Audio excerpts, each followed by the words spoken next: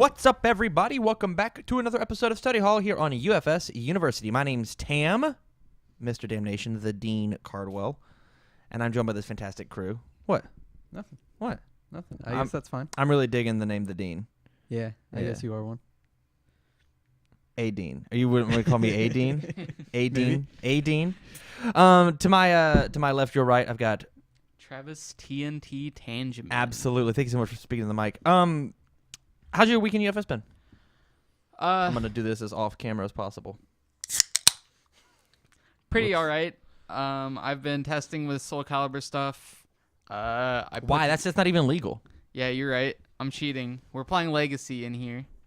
I mean, I guess it's like time travel Legacy. Yeah. It says Legacy on UFS Ultra. It does say Legacy. It's just so that like new kids don't get confused. Because we've got a couple PTCs before this set drops. Keep going. I'm ready. So I built Aswell under Chaos. It's just a Fatality mill deck. Yeah, have fun.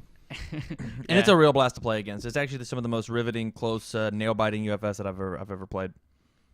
It's not. It's not at all. And then I also built Grow Underwater with the broken X Ultra Rare Sublimating Blade. I want to make a if you water it, it grows joke, but I'm not going to do that because I'm a classy comedian.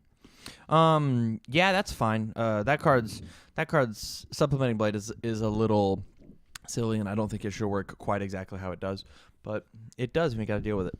Maybe people finally start playing Prepare to Fight, huh? Maybe. Yeah. And to my right, your left, Tyler, the second Dean. You're the second, because James isn't here today. Right. The second Dean. I'd argue I was the first Dean. You're the first Dean. Potentially. Tyler, the Dean. Dean. Yeah. Clark. The Dean Right. Dean. I've been doing all right in UFS. Yeah? You didn't ask me that, but Tell me about it. it's been going great. I built Siegfried Mm-hmm. because I like playing Legacy. No one likes playing Legacy. No one likes No. playing Legacy. Yeah. And that's been going all right. We've improved it a lot, which I enjoy. Mm-hmm. And then I'm going to be playing Faye in the next few days. Okay. You're playing Faye? Yeah. That's what I'm taking to this Atlanta PTC. That's right. You heard it here first. All the good people.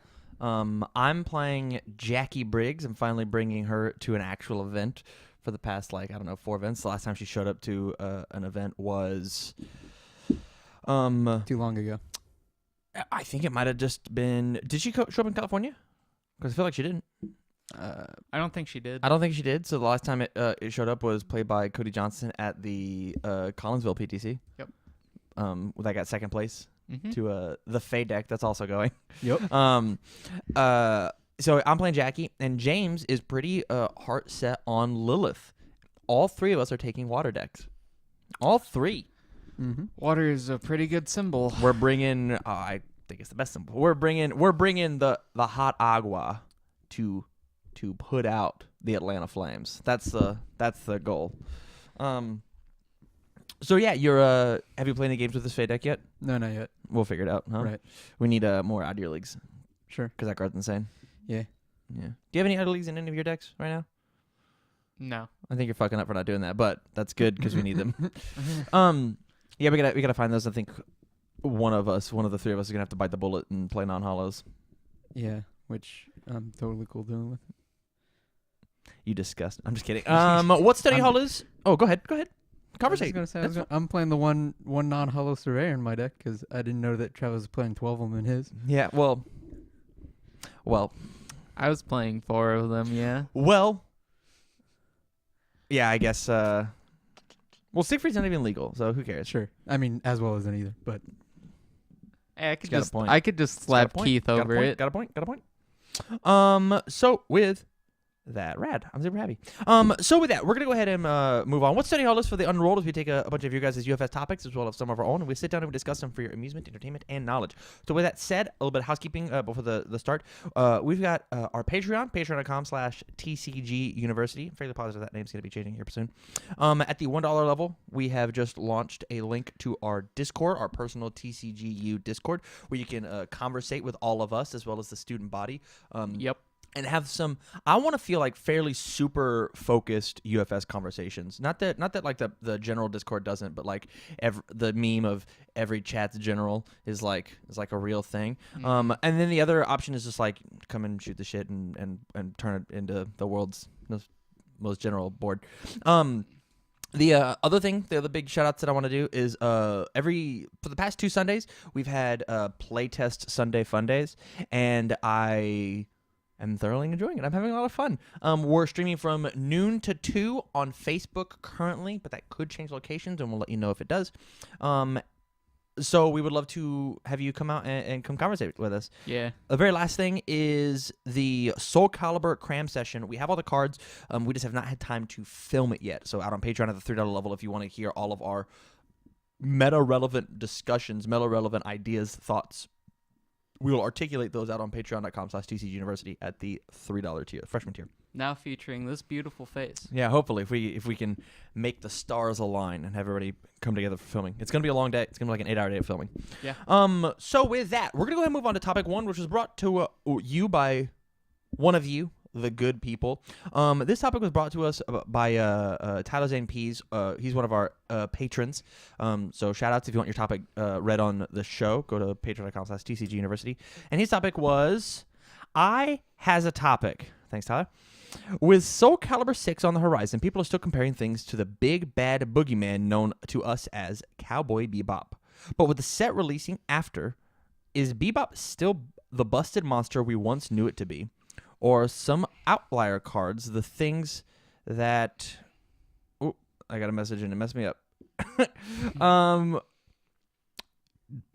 Is Bebop still the busted monster we once knew it to be, or are some of the outlier cards the things to shine in the meta no longer run by one set? Basically, is Bebop still the end-all be-all when it comes to the meta, or has it shaken fine since most of its power is now relying on a couple of cards?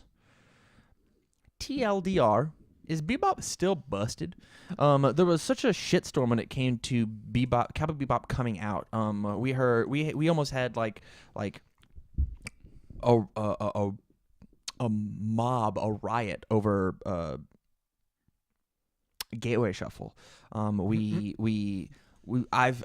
been trying my absolute damnedest to start the hashtag ban missile launcher, but these are individual cards. Is Bebop as a set better than the prior sets? We've had Soul Calibur, Street Fighter vs. Darkstalkers, and Mortal Kombat all come out after Bebop. Short answer is no. So Bebop is not too powerful. It's not that Bebop is so powerful that it defines the game entirely. It's that the few cards that came out of it, Missile Launcher, Coffee Samba, the things that all had a generically high power level, is kind of what dictated the flow of the game until now. And I still think they do fantastic things, broken things, if one might say. But I think Soul Calibur does not rely on the broken cards from Bebop to be a good set. Okay, Tyler? I'm going to agree. I actually think right now Mortal Kombat is more of a broken set than Bebop is. Like, I can think of 1 or 2 cards from Bebop that are like, yeah, this is not great. But I can think of more from Mortal Kombat than in Bebop. So, can you give me a couple of examples? No, Jackie. But that might just be because she's beating my ass right now. She is beating your ass right now. Yeah. Like that and like Windmill Punch, I think is a very, very strong card. And Both that, have water. Just right. saying. Mm-hmm. I think Fatality is very dumb. It can have water sometimes. Yeah, Yeah. whenever it wants. I think like there's just like the only thing I can truly think about in Bebop is Missile Launcher. Like there's nothing really and Coffee Samba. Like those are the 2 big ones that are like, yeah, these are the problem cards. But like they also just printed a bunch of answers to them. So like I don't know. Like you were saying today that like your Nightmare deck shouldn't be playing Missile Launcher potentially. So like is it really so broken that you wouldn't play it anymore? That's so interesting. So I actually think that Bebop is not the boogeyman anymore. I think the issue with Bebop is it is the first set out the gate for this new, the new age of UFS, and so they didn't exactly know how to balance or cost things correctly. I still think there are some balancing or costing issues when it comes to cards, but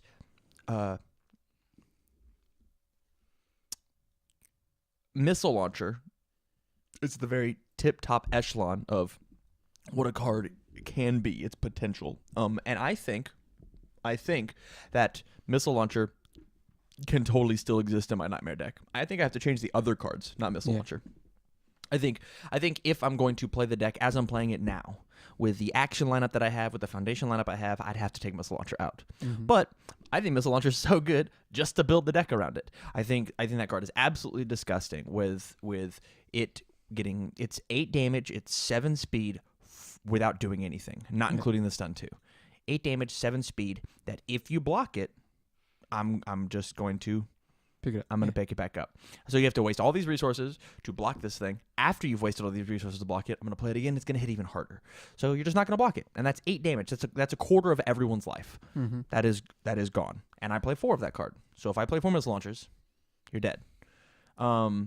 Which is just like, that's as strong as Vengeance of the Fallen Angel in every other character. Right. If I play 4 Vengeance, every character in the game is dead. Asterisks. You're playing some shitty four-hander. You're not dead. There's Cool. also an asterisk with missile launcher though, like there. But yeah, What do you mean? like there's a lot more answers to missile launcher than vengeance. I'd say. Yeah, and I guess I get to talk about those too. So like the thing about Cowboy Bebop is like is its duality when it comes to card design. Do you know what Welcome to Woody's does? No. It's like it's like a 2/5 no block that you mill 1 off the top of your deck, and if it was like a 2 or 3 control, you get like a speed or something like that. Okay. That card doesn't do anything. Yeah. That card doesn't even do anything in Fey. Like that card does nothing. To be fair, that's not the only Fey card that just didn't do anything. Totally. Not my problem. Also, just doesn't do anything. Not my problem is like discard a card for breaker 1 or -1 to your check or -1 to your difficulty. That's garbage. That's really, really bad. Like that doesn't do anything to that puts no pressure on them. That's not a card that you would ever use revoke on. And every UFS card ever should be a card you want to use revoke on. If you're not wanting to cancel every single enhance, then people are just not going to play those cards because the cards that you do want to play are going to get revoked. Right. Okay. Revoke should be every card should be as good as revoke. Which is an interesting thing to say, which is like a topic of its own. Sure. Yeah. But like when it comes to Mortal Kombat, we had a much larger set, and then we jumped into every character kind of has its own niche thing, and it plays really well off of its own conditions. Like I think the costing of that set is very, very good, and I cannot think of a character that has a cool gimmick and is like bad. Like Ermac is, if you take Ermac and you fight him versus like every other non-Bebop character, I think Ermac still wins. If you take Aaron Black and you fight him versus every other old age character, I think Aaron Black still wins. I think so. I think Aaron Black is actually very good. I think Aaron Black is super good. I think that he is the worst character from the New Age. And there we have those asterisks with like I don't think Chun-Li's very good. I don't think Sub-Zero works very well. I don't think I can't think of any Soul Calibur characters that I just haven't done enough testing with them. But like I don't think Ken does very well. Like there's these characters that are these hit or miss that are at the bottom of the barrel. Do you agree? Do you disagree? Expand upon my point. I've been talking too long. I agree with that. I think that some of the characters we have right now are definitely better than others by far. So like obviously to kind of go back to the missile launcher being one of the best cards in Bebop, if we look at Bebop versus Mortal Kombat in a vacuum, Princess Perry beats missile launcher 100% of the time. says that attack doesn't exist anymore. Yes and no. Why do you say that? Because missile launcher can do all of your life before you're at desperation. Okay. And I've done it to plenty of Vega, the character to best use missile launcher. Oh, I hit you to 10. You have nothing to hurt yourself. I hit you to not. I hit you to 0. Oh man. I mean, I did that. Not with missile launcher, with the Jeddah ultra rare in Jeddah, and that card does not hit that hard. It does not. It is not a missile launcher. That's for damn sure. So I don't know. I think Vega's an outlier. Is he though? Yeah. What character do you think plays Prince of Persia the best? Shinnok, Okay. the character who gets to dig for them past desperation. He cuts himself already. His abilities can't be canceled. With and another thing, with Soul Calibur coming in, missile launcher is getting worse because it doesn't have the weapon keyword. So the revoke that we just got, the Dark Side of Karma, just says whatever you're doing on your missile launcher, stop it. Okay. All right. That's fair. I think under fire we're still gonna run out of your league. And so like we can sit here and play theoretical back and forth all day, but like I can understand how it's getting worse for the same reason that Spike 1 got worse, and so Vengeance is worse. Vengeance used to be a card that I absolutely fucking hated, and now it just feels bad to lose to Vengeance, but I'm not like trying to call up Jason when I lose to Vengeance. Right? Right. Yeah. And so like you're right. It's possible that they just keep printing these. And there was a discussion about this in the Rockford Facebook group. If you haven't joined that group on Facebook, you absolutely should. Rockford UFS. If you need to, send me a private message on Facebook or Discord. We have a Discord. You can go to DCG University. And I'll send you an invite to that. But it's just interesting that missile launcher has existed for all of these sets and is still a problem, as opposed to, hey, Spike 1 sucks. The next set, let's print hand cannon. That didn't happen for missile launcher. Yeah. They want to say that it did with Sense of Morals, but it didn't. I'm still blowing people up without it. Yeah. But yeah, I think the consistent Bebop characters, the consistent Bebop cards are still very powerful. It's the inconsistent niche ones that are struggling. I think that's why Vicious is so disgusting right now. I think Vicious is possibly top 5 characters in the game currently. I think Vicious does so much and puts me in such a catch-22 of, do I block this? Do I not block this? Do I waste this slot? Do I not waste this slot? What do I do against this character, against all these crazy cards? If I decide to do nothing and hold my attacks because I had to build out, because if I don't build out, I don't have any abilities because he flipped on my there's just so much to go into when you fight Vicious that he's just good. Mix that with Under Earth, Under Evil, Under All. It's a very good deck. Like, it's just a good deck. And so like when you look at that versus Ed and 9, whose package didn't actually get any better with these new sets, they didn't gain anything, right? And so they're gonna feel weaker. But I still think if you through the heavy hitters of Bebop, the heavy hitters of Mortal Kombat, the heavy hitters of Darkstalkers, or Street Fighter versus Darkstalkers, heavy hitters versus Soul Calibur, and you threw them all together, they're going to feel very comparable, which is how a meta should work. It just is. When we look at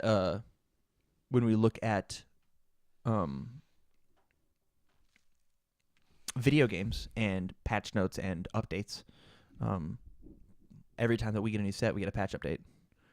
We get more characters included, and all of our old characters get buffs and nerfs. We lose cards, we gain cards, right? You're right. And so I think the more patches that we get, it's just going to shake this up. It's possible that, this is how Sniper Joe got to be where he is.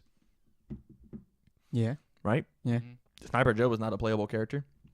I remember 1,000 years ago, I actually believe it was 2 nationals ago, before Worlds, I took an Order Sniper Joe deck to Ben Shoemaker's house, and I played against Dave Wagner, and Dave Wagner had to read what Sniper Joe did. He did not know. He's like, what the fuck does this character do? He played that deck, and he fucking bombed. He bombed so hard, he could not play this gravity hold into Rain Flush turn 1 Sniper Joe deck. He couldn't do it. I would like to say that this is the same Dave Wagner that just piloted Sniper Joe to a team's nationals win. Yeah. The more cards that we have in the game. Did you know that story? No, I didn't. Yeah. The more cards that we have in the game that are in the same era, the less the old stuff is going to be relevant. To the point of when you look at the Jackie deck that I'm about to take to Atlanta, I'm not positive it has any Street Fighter versus Darkstalkers cards in it. And I've looked at the at the Soul Calibur cards, and I'm not sure that Jackie is getting any Soul Calibur cards. I'm not sure she is. Oh, she's getting one. She's getting that flip ready. What? The flip ready. Your 3 damage attack gets +2 damage or +2 speed, whatever, or +2 or -2, whatever. I don't know what you're talking about. Maternal Swordsman Yeah, shit. yeah. The one we spoiled. Yeah, it's the X's 2diff foundation that says enhance flip ready a foundation. This printed 3 damage attack gets +2 or -2, or it gets +2 damage or +2 speed. Why would I play that? Because you get already foundations for free. I still don't I don't need it. Okay. I think the only thing that I would play is never mind. She says printed 3 damage for the if you don't take a block play reversal, right? Yes. Yeah. But yeah, there's nothing. There's nothing for this Jackie deck. There's a singular card for the Fate deck that you're running. 1 X's cards. Yeah. I don't know what Spike's gonna do. Spike lost Robot Masters, and now Spike doesn't know where he belongs. pretty sure Spike just abuses Sublimating Blade. Just like a bunch of characters are going to. Yeah. But what I'm saying is that no, I do not believe Bebop is the monster that it is. But because it started the trend, because it is the first of the new era of UFS, it's always going to be blamed. Sure. I still make the shitty joke of anybody brings up the word Cowboy Bebop, I go, oh, that card, that show ruined my favorite card game. I don't believe that's true. Obviously, if I thought it would ruin the card game, then I wouldn't be sitting here today. Yeah. Right. But it's still a fun meme to joke about. Man, so talking about Eda 9, like you were saying earlier, I think so. Like the point about Eda 9, they will always be forever the most consistent character in this game because they get to play 3 less cards in their deck. They can play 56 cards legally. They can play 56 cards legally. Yeah. And also Sorry to ahead. interrupt. They have a net +2 possible +3 on their character card. Because you lift a block, make them discard a card that's net +2. And then if they discarded a non-attack card, you draw 1 or commit 1. So possible net +3. So why don't you play it? I would. I think they're still very good characters. I think they lose to 7-handers, which could be why they don't see much play because we're getting better and better 7-handers every set. I guess that's a topic to itself because I disagree with you. But just real quickly, we haven't seen a 7-hander do very well at an event in a very long time. No, sorry, we have not seen a 7-hander win an event in a very long time. But they're still there, and I think... And so you think just in Swiss, they just get blown up? Yeah. By random 7-handers that then don't top, just gate guarding them? Yeah. Because I think, generally, the 7-handers that we do have really good abilities in addition to being a 7-hander. Yeah. So, I'm pretty sure they'll just get destroyed by anyone playing Spike or Ken or any 7-hander, really. Maybe not Ken. Ken sucks. Yeah. I mean, there's a lot of decks right now that just deal 27 in one turn. Yeah. So, I think that's what's killing the 7-handers. It's here's 2 attacks, you're dead. Yeah. As the quality of attacks go up, the quality, the health of 7-handers goes down. Yeah. Just how it works. And I mean, one of the best characters in Soul Calibur is a 7-hander, so Yoshimitsu's a 5-hander, though. that's not Changma. Yeah, I So no, Cowboy or Bebop is no longer the boogeyman. any closing thoughts? That Bebop is no longer the boogeyman. Okay. Yeah. I think there are still its outliers, but yeah, like you were saying, it's because it started this trend of really strong sets. Mm-hmm. But besides that, I think that we've gotten all we can get out of Bebop, and then I think maybe one or two cards might show themselves in later sets. Yeah. But besides that, it's probably just a good set now. Yeah, I'm Not down. the best. I'm down. I'm down. So with that, let us know what your opinions are of Cowboy Bebop. Cowboy Bebop.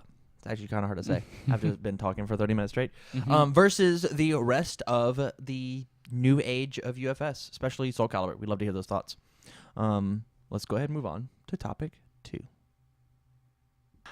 What's up, everybody? Welcome back to another episode of Study Hall here on UFS University. My name is Tam, and I'm joined by this fantastic crew.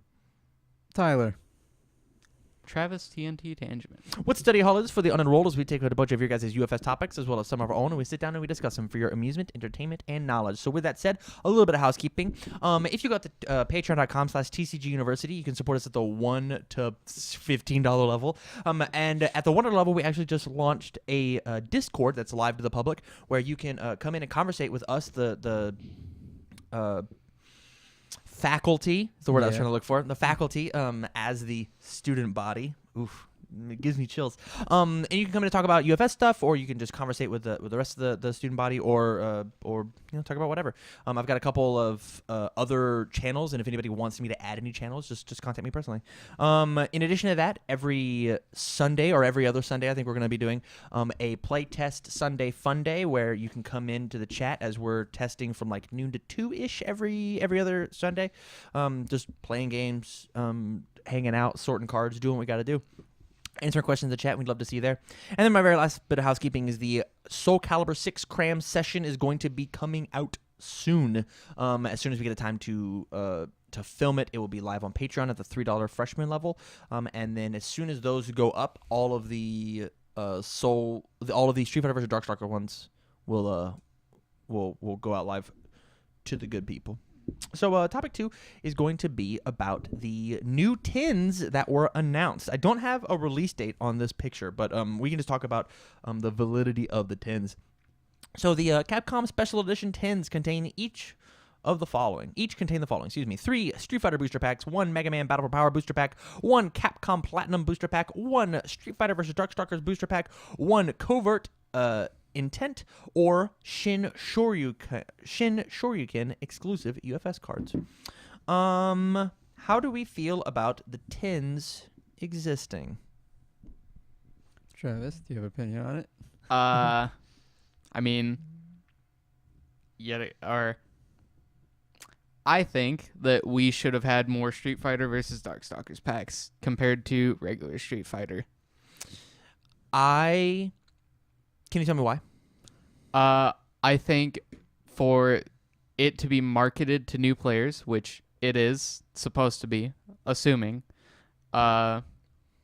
Street Fighter versus Darkstalkers is a better thing for them, or better set for them to build a constructed deck out of and take it to locals and maybe hope to do well in that locals than regular Street Fighter is. So my counterpoint to that, and I've got 2 of them, is 1, I actually think, so this is not made for the competitive player at all. This is made to be the very first thing that you ever buy in UFS, or for us to buy 4 of each and have these special edition cards. Had to move away from the mic to inhale. Yeah. That was a Chocolate Rain reference. I don't know if you caught that or not. You remember Chocolate Rain? Yes. All right, I derailed. Sorry. So so jumping in and whatever packs they gave you, they could have been all Soul Calibur packs. You're not going to get 6 packs and make a deck. You're just not. You can make a cool turbo deck, neat, but you're not going to make like a competitive deck. Yeah. So really, like, whatever packs are in there is going to be what you get. The thing about I actually have 3 points now. The thing about the Street Fighter packs is it's actually a larger set than Street Fighter vs. Darkstalkers. So as you open up all 3 of your packs, you're probably going to get a plethora of cards, as opposed to the same cards over and over again. In addition to that, I don't think Street Fighter sold very well. So this is a very cool way for them to put 3 packs inside of a box and get rid of their overhead. And Yu-Gi-Oh does this all the time. Magic does this all the time. They just do that. Man, we've got a bunch of extra packs from a set that didn't sell. Let's put them in a special edition box and let's market to another audience. Yeah. And the very last thing is Street Fighter was designed to be drafted. And so you can just open up those packs and you'll probably have a more consistent, basic, casual deck as opposed to Street Fighter versus Darkstalkers. Yeah. Tyler, how do you feel about it? I'm pretty cool with it. As a veteran player who has all these cards and like it isn't something that like super interests me. Like I'm wondering what these 2 new cards do. Yeah. Like if they're any good. Same. I'm excited to see those. But besides that, like that's the reason we're going to be buying these tins. Oh, yeah, for sure. Mm-hmm. Sucks that we're going to have to buy 4 of each. Yeah. Maybe more because of being on a team. Honestly, like my biggest problem with this set is platinum. Platinum existing? Platinum in this Oh, because half the cards are rotated? Yeah. Yeah. Like Ooh, yeah. Yeah. I'm not. That's like my biggest problem with platinum right now, is that like I can open up a pack and then there's like a bunch of stuff that could get thrown away, which is kind of something that Jessica's always been sort of like that. A selling point for the game has always been you can open it up and then like everything's usable. So that's an issue that we can talk about, and I'll just add it to the list of long extra topics that we're making. But like I can totally see that point. Yeah. But at the same time, if we actually look at the name of these tins, if they are the Capcom Special Edition tins, and I think this is an absolutely beautiful Capcom product. Mm-hmm. I've got a great uncle who loves Capcom. He's got a tattoo of Capcom on his left butt cheek. I can get this for him for Christmas, and he'd be totally content. Doesn't ever have to play the game. He's just a fan. This Ryu tin would look absolutely fantastic up on his mantle. Yeah. And it's a beautiful looking tin. Sea Viper is voluptuous as well as ever. Like these are beautiful looking tins. I'm sure the cards are gonna be Street Fighter versus Darkstalkers, Cowboy Bebop, new age of UFS relevant, or they won't be, and then the tins won't sell. Like there's just that. I think the biggest disappointment with the tins, honestly, is that we did not get character cards inside of them. I think this would have been a fantastic way for them to push out. This is wave 1 or wave 0.5 of their DLC package. Of this is how DLC deck loadable content is going to work. Is you got here's Ryu 3 dot, here's Shin Shoryuken, and here's Shotokan front stance. Here's Crimson Viper 1 dot, Agent Intent and Flame Wheel. And there are our cards. Man, you know what would have been really cool? Tell me what would have been really cool, Travis? If they did, like you said, the DLC like this, but it was like inside you're guaranteed to get you're guaranteed to get 2 characters out of like 4 to 6, and it's kind of like a lottery. So like you guaranteed get these 2 cards, but you get these 2 of these random characters. That would be really cool. So I think the issue is putting out too many characters is honestly just balancing. It is a very cool idea, and I like the lottery system. Did you ever have a Mega Man Proto Man 10?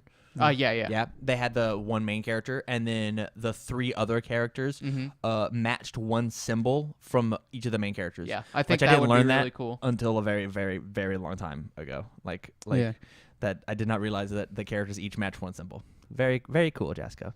You can take the deck and just throw whatever character on whatever. It was really cool. It's very cool. I always had to get Proto Man because I like man. Like man's sick. But yeah, I like these tins. I think they are an interesting, fun direction for the game, but they're just not marketed to us. And so it's a little hard to be like really, really really Excited about it? excited. Yeah. Yeah. Positive about these tins. Invested, excited. Yeah. But with that said, we're still gonna buy them. Obviously, it might be a Street Fighter Turbo Dex type of thing where I don't want any Shinko Hadokens, but I very much want every Kokoshi I can put my hands on. Mm-hmm. Yeah. So like it might be that where C5 Vipers is nuts or Ryu's is nuts or vice versa, which means we'll just have a bunch of extra tins. Yeah, but then we can win new players and stuff. Yeah, totally. I do think it's interesting that there's not a new pack in the 10. Yeah. In order to make, because like we just had a 10 set rotate, and the next set to rotate as well is going to be a 10 set. The Street Fighter vs. Darkstalkers 10s are going to be rotating next, and so I think this would have been a really interesting way to just like we could just double rotate a set right here and just throw these 10s in. Yeah. But at the same time, it's a little half-hearted. Yeah. We would have to include structure decks as well. Yeah. So we'd have like another Ryu structure deck into the format and a Street Viper structure deck. Yeah. Would have been cool, like a small little supplementary thing. Yeah. Yeah. I don't know. Yeah. My only problem is platinum, but that's because platinum. Yeah. Not because of these 10s. Lol, platinum. And we'll talk about that for sure. Yeah, I think these 10s. I think stuff like this should definitely exist. Let us know your opinions. Any final thoughts on this topic? This one was fairly short. Yeah, I think they're good for what they're marketed for, which is obviously new players, and I think it does give us vets a little something, which like, so we don't actually have to buy the tins, quote unquote, because once they get onto the secondary market, the veterans can just buy them there. True. Because I'm sure Rochester shoutouts, LWG shoutouts, everyone is going to open them and put them on their secondary market to sell. Yeah. Mhm. I mean, but at that point, like, is it worth the $20 for the singular card or the $20 for the whole 10? Well, yeah, depending on how much the card is, obviously. Yeah. Once again, let us know what you think in the comments down below. If you like the podcast, go out to patreon.com/TCGU for your support. If you don't want to toss any bucks our way, that's totally fine. Do all the cool YouTube stuff. We're just going to go ahead and move on to topic 3. Awesome. What's up, everybody? Welcome back to another episode of Study Hall here on UFS University. My name's Tam, and I'm joined by this fantastic crew. Who do we got today? Tyler. Travis TNT Tangeman. What Study Hall is for the unenrolled is we take a bunch of your guys' UFS topics as well as some of our own, and we sit down and we discuss them for your amusement, entertainment, and knowledge. So with that said, if you go to patreon.com/TCG University at the $1 level, we have opened up a Discord. TCGU Discord Yep. that we are all a part of, as well as some of our other faculty members, and we would absolutely love to hear from you. Communicate your UFS ideas, or honestly just anything that you want to talk about. Yeah. In addition to that, on Sundays on Facebook, we have been live streaming. We live streamed the past 2 and got quite a response. We have it up to like 10 people at one time, which is pretty sick. Yeah. I'm really happy about that. Mhm. Having a beautiful conversation with people all the way from the UK. Our playtest Sunday fun days are going to be from noon to 2-ish. We're thinking every other Sunday. I think I want to do the Yu-Gi-Oh one every other as Sure. well, just to try and grow that. Cram session for Soul Calibur 6 is coming. We have to find a date that we're going to be filming all of them all at once. And as soon as we can, we're going to get that out on patreon.com at the $3 level. So if you want our meta-analysis for the Soul Calibur set, go out to Patreon. $3 a month. Easy peasy. Once we have all those filmed and live on Patreon, we're going to shoot all of the Street Fighter vs. Darkstalkers ones live to the public, so you can see those too. So on to topic 3. Topic 3 is brought to you by me. I want to talk about, or brought to us by Jasco themselves, because they launched something very interesting on Monday, this past Monday, so 2 days ago, about Premier Store events. So I'm going to read this entire post, and you can find this post out on the UFS official Facebook page. That's how Jasco gets a lot of their information out. So if you have not liked or subscribed to their Facebook page, you definitely should do that. They get a lot of good information. Yep. Especially about like release sets and whatnot.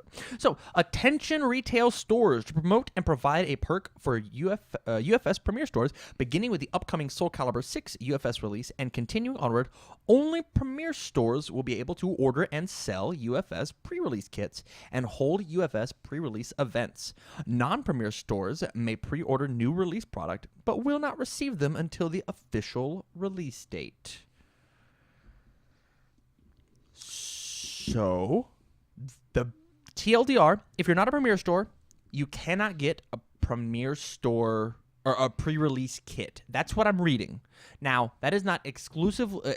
That is not exactly what it said, but it says that you cannot get product until day of, until day of actual release. How do you feel about this, Tyler? So what comes in a pre-release kit? Pre-release kit comes with a bunch of boxes and the characters and the mats. Okay. And then what comes in the other one? I think just boxes. Okay. I don't really like that. Only because we like having all the characters. We've bought in pre-release kits for the last few sets. Mhm. Not this latest one, but the two before it. I mean, I really like having just all these full art characters to myself. Yeah. I like having these cool mats that I use as tablecloths. I think the full art characters are sweet. It's not like it's, and I say all this that I do not like this, but I feel like I am definitely an outlier there. I agree with you, and I'm going to make this side point. They did not explicitly say that you cannot order pre-release kits. I believe what this message is saying is that you cannot order pre-release kits before the pre-release if you're not a Premier Store. Okay. So I believe that you still can order pre-release kits. You just- But with that said, it does not say that you can. It does Right. not say that you can. It does not say that you can't. Yeah, Or we're it does just not say that you- paraphrasing. It does not say that you can, but it definitely says that you can't. Fair? Right. And so it is totally possible that 2 weeks after the set release, if you want to still order a pre-release kit, I believe that you can. I think. Sure. Or maybe you order a pre-release kit and you don't get it pre-release weekend.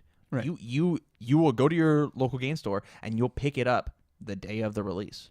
Which I'm extremely okay with. I am also okay with that. I don't need it a week early if I'm buying it. Yeah. So I don't mind this change except for on a community store communication type level. Yeah. So let's say I'm a newer store and I just applied maybe a month before the set is about to drop.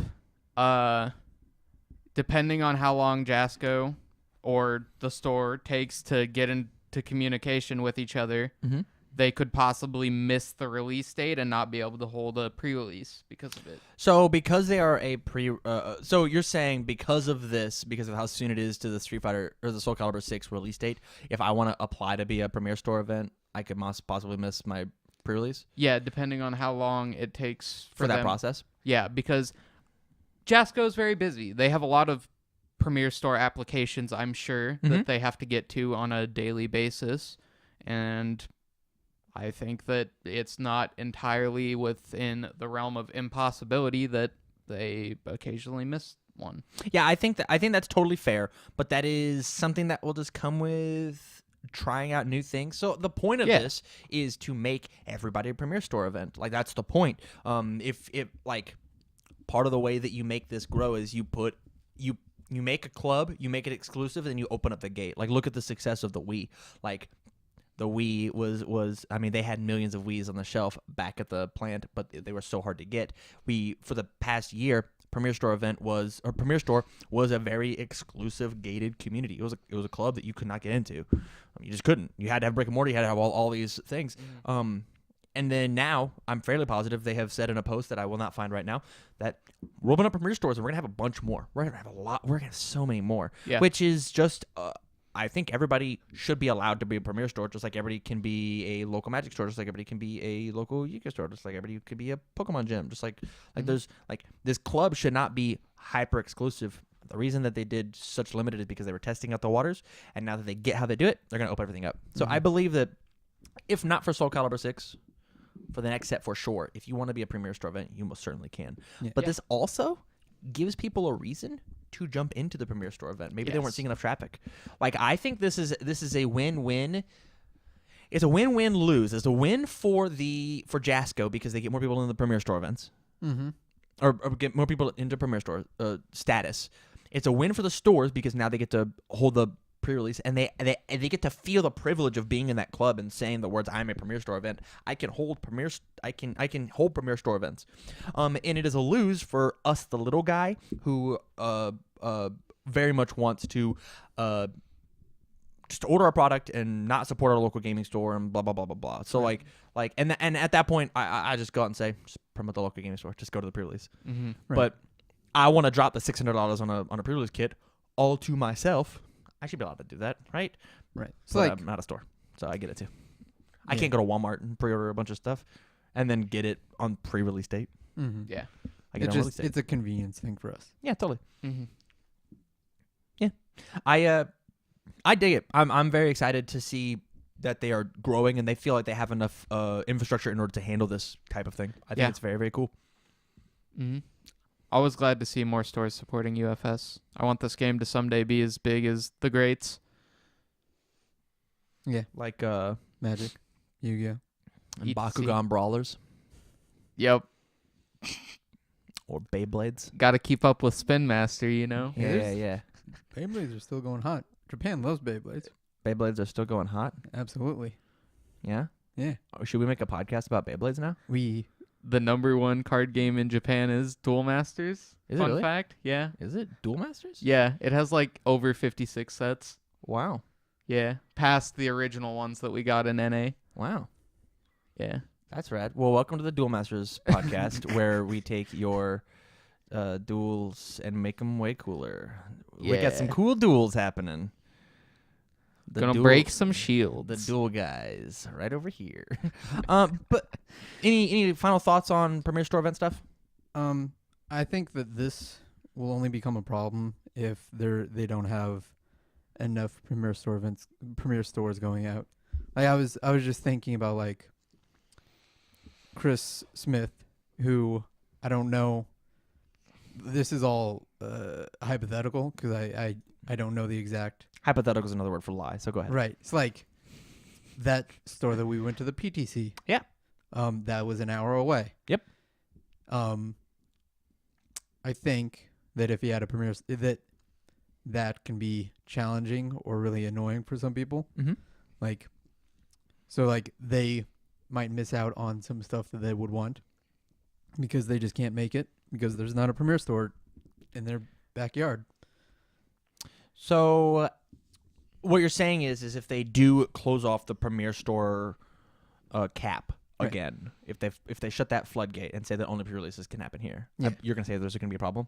There's a potential problem. I So, believe like- there will guarantee be a problem. So like, yeah, like Chris Smith, I'm sure bought a pre-release kit by himself, and so that he didn't have to travel an hour. He didn't. Sure. Him and a bunch of his guys didn't have to travel an hour.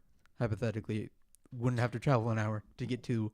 Chris, we definitely This know. stuff. I can feel you typing right now. We know Okay. you have a Premier Store in Rockford. Don't worry, buddy. We know. We get it. I didn't know. That's why I was skirting around it. Yeah, he definitely does. Okay. But no, I totally see your point of like Yeah. my closest Premier Store is 2 hours away. I play UFS locally all the time. I only get 6 players, but like, why can't I be a Premier Store event? Right, I don't right, get. right. I don't get that. I am willing to pay my store to order a pre-release kit. Well, now I can't. Yeah. So like, And I want this cool Reptile mat that's coming out. It does. I think it's the Yoshimitsu mat. No, Sure. no. It's Zhang, isn't it? Yeah. I there's don't. no the last I don't one. remember. The I don't one remember. we got was Reptile. It might be Taki. It might be a Taki mat. I don't know. Anyways, but no, I totally see that it can shit on the little communities. I Yeah. totally get that. This doesn't work if they don't open up the Premier Store Right. applications. Mhm. It just doesn't. Yep. Anything, Trev? No, I agree with everything that's been said. So with that, Another short one. another short one. We're gonna move on to topic 4. I'm gonna get to comedy right away, huh? Absolutely. What's up, everybody? Welcome back to another episode of Study Hall here on UFS University. My name is Tam, and I'm joined by this fantastic faculty. Who do we got today? Tyler. Travis TNT Tangeman. What Study Hall is for the unenrolled is we take a bunch of your guys' UFS topics as well as some of our own, and we sit down and we discuss them for your amusement, entertainment, and knowledge. So with that said, a little bit of housekeeping before we get into the 4th exciting, awesome topic that this big brain thought of. My first note up here is yo, so I'd like to address that. Yo. The second thing I have written down is if you go to patreon.com/TCG University at the $1 orientation level, we have just opened up our Discord to all of our patrons. So if you're a patron at the $1 lowest level possible, you can join our private Discord server where you can talk directly to the faculty as well as each other, the student body, about Yeah. UFS or whatever. If you want me to make any channels, by all means, just just jump out there and just ask. Okay, I want to make it as awesome as possible. So Yeah. yo, sorry, that's the first note. Refrain. The next thing I want to talk about is playtest Sunday fun days. The past 2 weekends on Sunday about noon o'clock, we have been live streaming on Facebook a couple of UFS games, as well as some card sorting and just a general hangout event. So if you want to come and hang out with us on Facebook Live, by all means, we'd absolutely love to have you there. Yeah. Come talk to us. Yeah, we talked about Soul Calibur. We talked about the upcoming PTC. We talked about just a bunch of stuff. And I think we're gonna try and do that every other Sunday. And my very last thing, I thought I had a follow-up question, but I don't. Very last thing is the cram sessions for Soul Calibur 6. So every set we do a meta-analysis / breakdown of Soul Calibur of the most recent set, and we put it out on Patreon at the $3 level. If you want to view that meta-analysis by Jake and probably Travis, the TNT Tangerine. Yeah. Come see my beautiful face. Yeah. We are going to be filming those relatively soon and getting them out on Patreon, once again at the $3 level, and then we're going to launch the Street Fighter vs. Darkstriker stuff to the public as soon as that's live for Patreon. So the fourth topic of the week is a topic that I thought of with Soul Calibur having come out. I want you to think back to Foundations. Mm-hmm. Mm-hmm. Wait. Thinking. Yeah, that's nice. Yeah. That's real good. Yeah. All right. So I can only think of 3, 4 keywords that have ever existed on a Foundation. Mm-hmm. Unique, breaker, ally, and weapon. Mm-hmm. Is this a space to be explored? Is this a space? Can we have ranged kick, punch type keywords? I mean, Should that exist? Should that be or sorry, we also have desperation and deadlock. Those exist on Foundations as well. Yes. My apologies. But should more foundations have keyword support? I mean, we've had ranged on actions in the past, so why can't we have them on Foundations? That's a solid point. Like, we also have like weapon on every action in Soul Calibur, I'm pretty sure. So That's what I'm saying is like the Soul Calibur set, like you can't sneeze without finding a weapon foundation, a weapon asset, a weapon action, a weapon attack, a weapon character. You can't, like, you close your eyes. If you took every card and put it out and close your eyes and hit it, I bet you'd hit it 4 out of 5 times. You'd find a weapon keyword. Yep. What I'm saying is we're gonna get a new Mega Man set. Let's say, range should be all over that shit. Yeah. yeah, pretty much. So like tech should be all over that shit. Yeah. Oh my Yeah. god, the new Mega Man set's gonna have so much tech. It's gonna be so cool. Yeah. But like they should exist way more, right? Ally should be all over, right? When you've got 2 characters on a Foundation that are back to back, they should have the ally keyword. If you have a card that has a stance on it, or a card or a character like Felicia that combos with kick, punch, slam, let's throw all those keywords on a Foundation. Like, why not? Yep. So, I definitely don't think you could have kick, punch, slam Why not? on a Foundation. Like, So those all are three? like, so We got it on Nutcracker. Right. Exactly. I feel like those are descriptors for, like, they are in their nature descriptors for an attack, Sure. right? Ranged isn't necessarily a descriptor for an attack. It can be a descriptor for an object.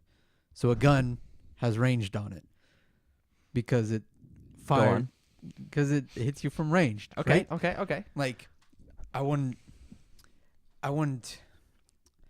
I guess what it comes down to, like, I am now backtracking and thinking. Yes, you are. If the Foundation is them doing an action, potentially, right? Yeah. Like, Yeah, I'm practicing my kicks. exactly. They're punching a punching bag. Yeah. Sure.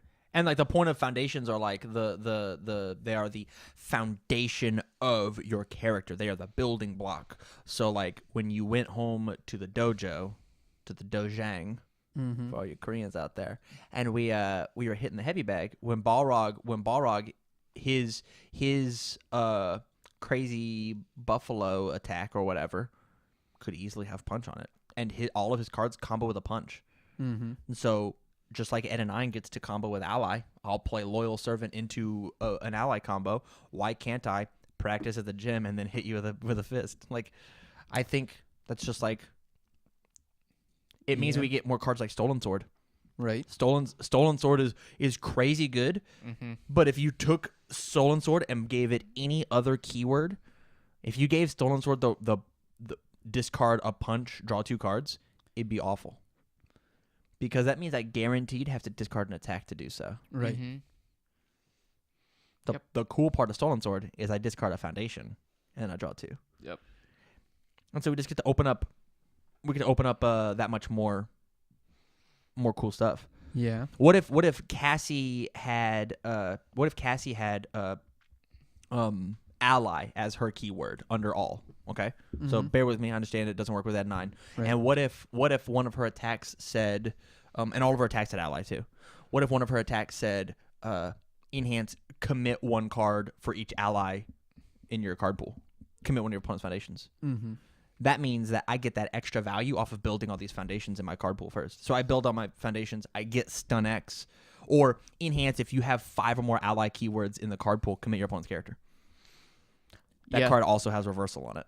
And so I'll block 2 times, add 1 in with Cassie, block reversal, and now I get to commit their character. Like that sounds really cool. That sounds really niche. Or I'll build 4 foundations, 3 foundations, put 2 in with Cassie, and now I get to commit their character. Right. Yeah. I guess when I started that whole sentence, I didn't think about like practicing. I think like the card design would just be really, really cool. Yeah. I think it would just be super neat. I mean, imagine if Test Your Might had punch. Like, did someone punching a punching bag? They're testing their might. oh, it's breaking bricks. Oh, yeah, breaking breaks, but still, they're practicing. Yeah. Like, if that card didn't remove itself, it could have had a keyword along those lines. It could still have a keyword if you create cards. Like this is us saying that like keyword spaghetti is fine. That's what we're saying is like every card should have a keyword. It makes cards like a Radical Edward way cooler. That like, card's seeing a lot more play now because we're getting a lot more stuff with keywords on it. yeah, and Akuma exists. But like, what if Akuma said that like he had a keyword that like his keyword was Fury, and this card ignores all face downs, or this card ignored Furies as opposed to face downs. He would be a better Sasha. Yeah, that's what I'm saying. Yeah. And he's got, I don't know, one of Sasha's symbols maybe, and like now she can play all that stuff. Like there's. If we're gonna dive into this keyword spaghetti, and that's trademarked by Thomas Gordon, if we're gonna dive into it, fucking let's cook up some pasta. Like let's go visit Italiana and fucking get some take home from Olive Garden. Let's jump into it and like Italy do some UFS. Italy boys. UFS. Like let's play the game. I don't think they can make combos a lot better too. It would make combos exceptionally easier to play as opposed to having to, oh man, I have to have 2 attacks. Now I get to play this. Like Takeda becomes like a real character now, right? Yeah. I said that. I think combos are actually like really fine now. I think they used to be. Yeah, I think they used to be a lot worse than they are. I think combos are really hard to play, actually.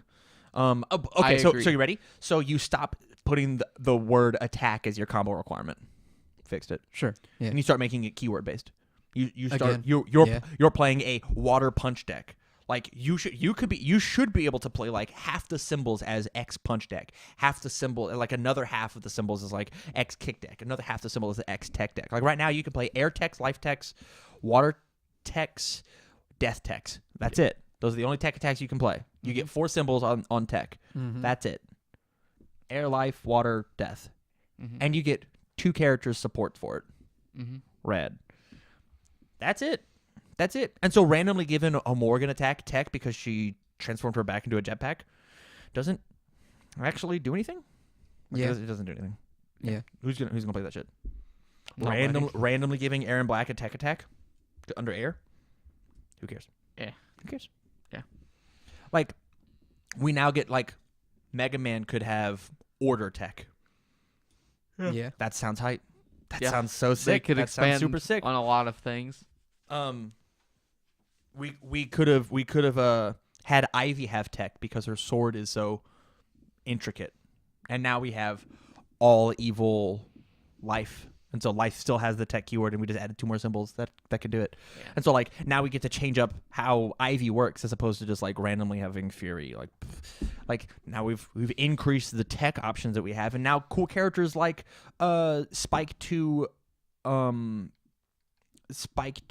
and Jackie now get slightly more tools. Jackie's deck will never change until we get more techs. Like I can't play anything besides techs. I cannot play anything besides techs. Mm-hmm. And so that's what I'm stuck with. That's it. Yeah. And so like a Felicia deck could be played under all 3 of the symbols, and right now you can't do that. J Talbane can't be played under all 3 of the symbols. You can't do that. Mm-hmm. But maybe you could if you just dug down on it, right? Man, Right. you know what would be really cool?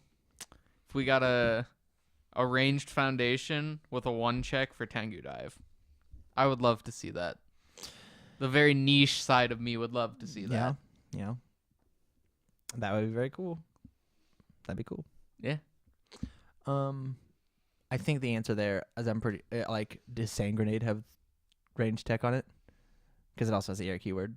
So or it's got the air symbol. So like I think we already can, but like man, it's risky. Man, it's risky. Man, it's risky. But no, I think and like from there we get to start doing some cool things with characters like Gil. Like Gil could still exist, but what if Gil said gain +2 speed, gain 1 life for each singular keyword in your each card with one keyword in your card pool. Oh, so now this 5-hander builds 3 and plays 1, and he goes enhance. This will get 4 speed, or this will get 8 speed, and I'll gain 4 life. I had to play 3 foundations first. I had to build foundations and then play this thing. Yeah. Mm-hmm. And then I played another one, and now here's 10-5. Oh, so it just randomly And scales. so it just scales, and I played a foundation, and attack. That's not a game plan I can have until the very end of the game, which my opponent has to have a bunch of foundations in order for me to play that type of attack string, right? And so it scaled with the game. Right. And I so think that would be really cool, actually. right? And so Yeah. like we've got or this character that says enhance discard an ally card from my card pool to ready 2 foundations and ready 1 foundation that has not been ready this turn. So, or actually we'll say that it's a discard a. We'll say slam. We'll make this a slam character. And so now what I do is I play a foundation in my card pool. I play an attack, respond. I'll kick the foundation. It has the air symbol, and now I get to throw something cool at the end. So I'm discarding a card to ready a foundation. That's what my character says. Yeah. But all of my attacks have +1 difficulty. That's what my character says. Like, and then tap this attack gets +X for each foundation that's left, or each card that's left my card pool. Yeah. Like there's some really interesting the design that we can do if we start letting our foundations have more keyword text. Absolutely. There just is. Agreed. Where can this bite us in the ass? We're now the design team for Jasco. You're welcome. We took your jobs. Where can this bite us in the ass? It depends on how good the combo attacks they print are. So like, if we start printing foundations that have these keywords, and they print some nutty ass combo attack, like if they print easier Trinity Geyser, Okay. then like obviously we're gonna have issues. Like which they already have to be kind of aware of printing nutty combo attacks under Fire, Void, and Good because Takeda exists. Yeah. True. So like I like this idea, but at the same time I don't want them to have to tiptoe around design space. So I think they should already tiptoe around design space so that we don't get crazy things, like crazy things. But if you want to remember back, hold on, close your eyes and think back all the way to topic 1. You'll hear a ghost of my voice saying, every card should be as strong as Revoke.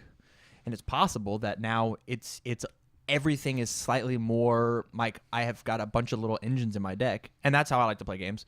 Is all of my cards have a bunch of little engines. That's why I'm liking the water symbol so much right now. That's very much how I like to play games. I've got a whirlpool of a bunch of little things happening that just flow and make my deck work. Yeah. So I guess when I say tiptoeing, I more mean I don't want them to stop exploring certain design spaces because they're too afraid to. So like I don't want them to not expand upon design space because something exists that messes things up. Here is, I believe, the perfect example of how to do this correctly. You ready? Mm-hmm. So I believe in order to make this plan work, we cut ourselves down to 8 sets. 8 sets, we're going to get rid of about 100, maybe 200 cards. That's still like 800 cards that exist in the game, a little more. Yeah. Yeah. If you look at Dr. Wily 2 Dot, the scariest thing that was printed in his support was Skull Fortress 2. Mm-hmm. It is a constant recycler for anything that has the ally keyword. I destroy a foundation, reveal the top card of my deck. If it has the ally keyword, I build it face down ready, which means I can destroy committed foundations to activate this engine, right? And that is every time that a foundation is destroyed on my side of the board, I get to trigger this thing. Yeah. And so a bunch of allies got played, a bunch of allies got printed, and none of them were under my symbols. None of them. Yeah. If you look at Ed 9 support, does not have death or does not have death evil water. If you look at Cassie Cage, does not have death evil water. If you look at Mishka, does not have death evil water. She's got ally cards. So like, because there's 3 symbols that wants to play this thing, we can have, let's say 5 symbols. Like we will do the Jackie Spike 2 comparison, where we've got getting twisted. Air, life, water, death, right? And then we'll find a 5th symbol to throw in there for our tech package. We'll say order for Mega Man when that new Mega Man set comes out. Man, I want so sick. So we've got these 5 symbols. That means I've got 7 other symbols that I can print ally stuff with once this gets finished. Mm-hmm. And then I've got all void, fire, earth, good. That's got a solid punch theme, right? Right. And then as soon as this punch theme is good, I'm going to start printing death and evil punches. Yeah. And that would be really cool if they just like rotate around the board. They rotate around this color wheel that we have of what are all these keywords doing. Mm-hmm. And then if you take and you play a death tech deck and you play an air tech deck, they're different. Yeah. They do very different things because some of the cards, one character overlaps with both of those, but we've got 2 characters that don't. Mm-hmm. And the issue that we have there is there are so many keywords in the game, and we're not even talking about powerful. We're not even talking about multiple. We're just talking about keyword traits. Mm-hmm. So, like, how many keywords is Jet going to have on all of his cards? Because he's got guns, and he's got techs, and he's got punches and fake throws, and they all have to have stun and multiple and powerful and EX. Yeah. Yeah. And so, like, there's a lot of really cool design space that we can have if we start fucking around with keyword traits. Yeah. Yeah. Let's just jump into the Italiana. Yeah. The spice. What do you think? How could this fuck up? I feel like I spent like this whole episode talking. Yeah. Just because I think this is a really cool concept. I agree. I don't. So like, I think it can fuck up when you print a character like Jet, who really loves keywords, and then you make all these broken keywords, and then Jet now just becomes very broken.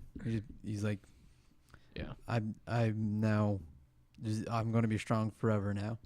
Yeah, which is kind of why I said I partly don't like this idea because it would make them tiptoe around design space more, but at the same time I do because it could, in the same breath of air, it could also expand design space. I just think you don't print a character then that so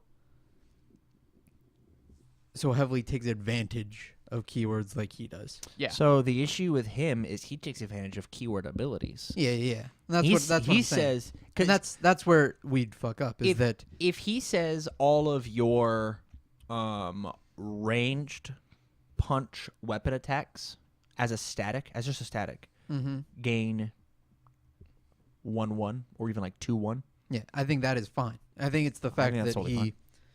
I agree. yeah, it's the And then I'm going to make these abilities so respond- much stronger. Respond, commit, remove 2 foundations or remove 2 attacks to give the jet response once per turn. Do that. Yeah, I think that would be perfectly fine design space. It would actually be really cool design space. And so now I'm not just filling my deck with the most random busted ass keywords possible. I now have a deck theme that I'm playing around, and I've got these I've galaxy brained mapped out exactly what's fire weapons gonna do. Go ahead.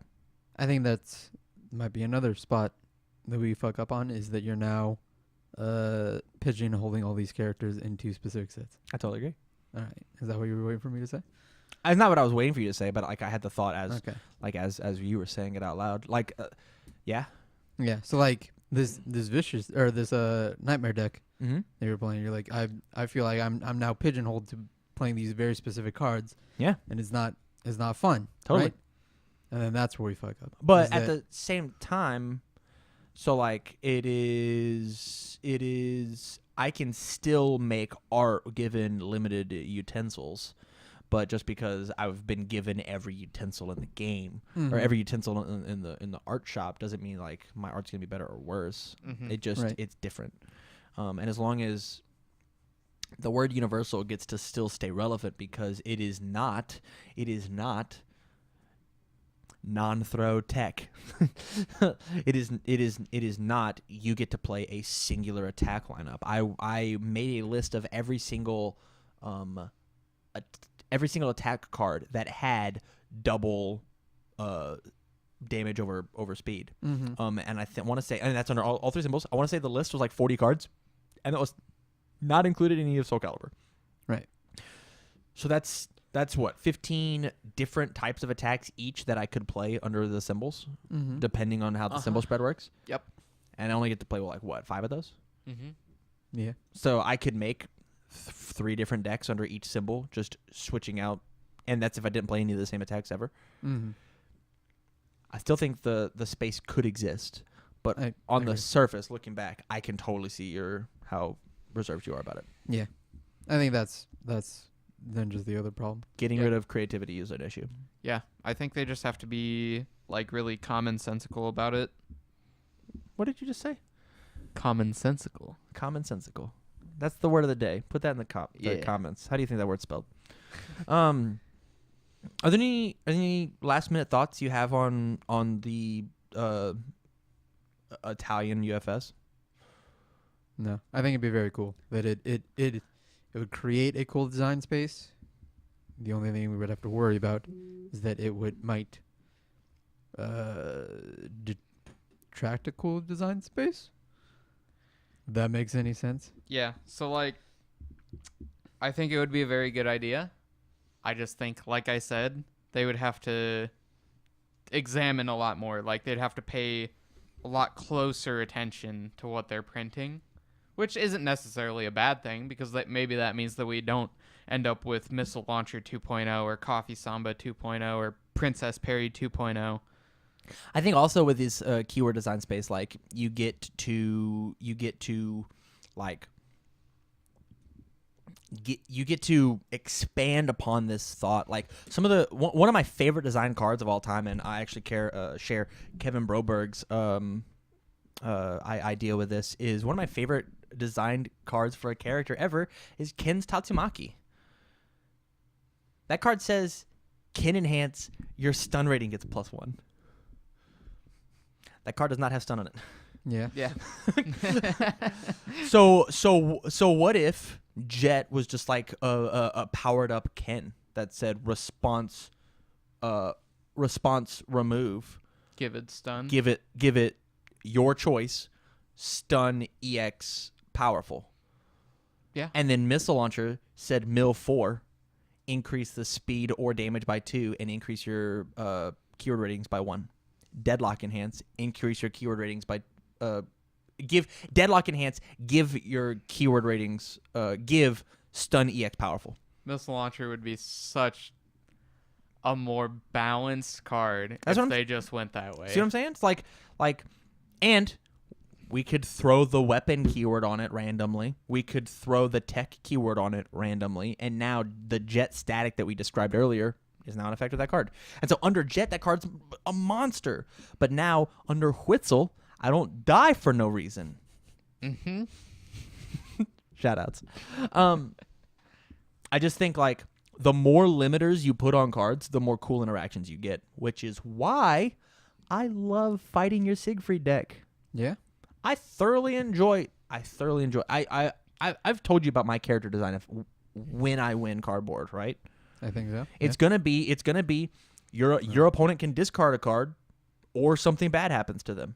Your opponent can do this, or something bad happens to them. Mm-hmm. The word, I'm gonna give all of my effects a cost and it's gonna match my symbols.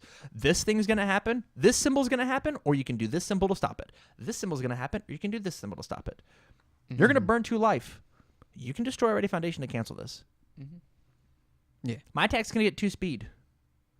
You can commit 2 cards to stop this. That's a bad one. I don't know, but You the can word discard a card to cancel. yeah, it. the word "or" is going to exist in my character for sure. Or you can do something to stop this. And I think that design which is why I mentioned earlier, Vicious is so cool. Yeah. I'm going to get 2 damage, and I'll draw a card if you block. I'm going to play a card that says if you block it, you're going to get punished. So Syndicate Slice. What do you do? I I don't want to take 6. I like that idea. I don't particularly like the if you do this thing, then I didn't really get like that much out of it. So like I like how Vicious is designed and how he's worded, where he'll always get 2 damage. Yeah. Like there's no world where he doesn't get 2 damage asterisk. Mhm. But he might draw a card. He may be able to do this thing. Yeah. And it is based on your opponent's interaction with him. Yeah. And that's the or. Yeah. I'm gonna get 2 damage and I'm gonna draw a card, or you're gonna block. Yeah. That's So what the character says. I like or, but not actually or, if that makes sense. So you don't like Siegfried Not particularly. because they have the choice right then and there to cancel, Yeah. as opposed to later in the turn to cancel. Yeah. Because I know if I'm gonna cancel this ability or not. Yeah. Or rather, I should say I don't like Siegfried because he doesn't get any marginal benefit from them choosing to do this thing. Like on his character card, them flipping a foundation is not the end of the world for them. Totally. If you look at his character card in a vacuum. Yeah. But then you look at all of his support, Yeah. and it does make that bonus, which Mhm. tells me that his support was well designed with the character. Yeah. Mm-hmm. But I really do. I like the You way should be Vicious arguing is this, not me. designed. You should be arguing that, not me. Siegfried yeah. sucks. Terrible character. I actually think he's one of the weaker characters to that. Really? Yeah. Really? Yeah. Doesn't mean I want to not win world with him. but- Obviously. Exactly. Duh. Right. Fucking duh. Just don't get banged, idiot. Right. I just put 12 answers to bang in my deck, so it's never gonna happen again. Wait, really? Yeah. Like I was actually just like look. I didn't actually mean to. I was just looking at stuff. I was I like, mean, yeah, That's this. really funny. I need to put this in my deck because it actually works. I need to take out all these non-blocks because they're bad in the deck. And then I looked. I was like, I just added like 4 answers to bang into my deck. I mean, Oh well. Oh, well. Oh, shit. you know what dang. card Shucks. doesn't have weapon? Ah, beans. Bang. You know what stops non-weapon things? Dark Side of Karma. Could you imagine that? So Dark Side of Karma is the reason I want to, like, print all these super other cool. Because, like, I think them exploring the weapon design space is actually fantastic. Like I was playing against now we get to do it for ranged. Yeah, Now I we was do it for playing tank. against James's Now we Runica do deck that he built, which is just like all weapon spam with steel res and stuff. Yeah. And God, that deck is so cool. Yeah, it's very cool. And it's going to be all over. Steel Yeah. Res is going to make Yeah, a Steel Res is resurgence. coming back. It's obviously it Under is. all of its symbols. How exciting. Yeah, I think Steel Res is totally fair. But I believe that's the topic for That, another day. that was actually sort of a genuine how exciting. Yeah? Yeah. it it is exciting. So with that, we're gonna go ahead and bring this episode to a close. Thank you so much for supporting the podcast and making it this far with our crazy ramblings. Yeah. If you like the content, remember go out to patreon.com/TCG University. Throw us a couple bucks. If you don't want to throw the bucks, that's totally fine. Do the cool YouTube stuff. Like, share, subscribe, hit the notification bell so whenever we go live, we try to have a new video up every single weekday. So with that, stay alert. Get learned. Been learned. See you guys.